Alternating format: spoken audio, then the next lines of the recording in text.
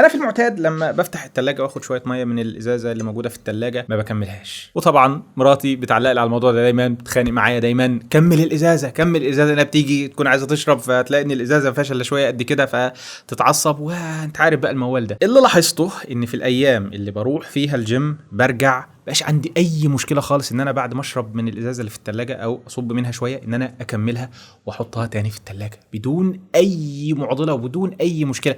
بل الادهى ان انا احيانا بلم الازاز اللي بره التلاجة املاها واحطها في التلاجة. انا عارف ان الموضوع يبدو سخيف شويه، ولكن يعني استحملني بس لحد اخر القصه دي. انا عايز اقول لك ان دي الحاجه اللي خلتني الاحظ الموضوع كله، واقف كده واسال نفسي ايه اللي انا بعمله ده. دي حاجه غريبه انا مش معتاد ان انا اعملها، بل كان عندي مشكله كبيره جدا يعني لسه في الازازه وعمل بتاع ويقعد يملاها كده وتنين واقف يا عم لا لا لا لا، انا في حاجات اهم محتاج ان انا اعملها. انا طبعا كنت بعزي او بشوف ان الموضوع ده بسبب الجيم، ان انا عملت حاجه صعبه، ان انا رحت الجيم، فبالتالي اي حاجه بعد كده بتبقى سهله.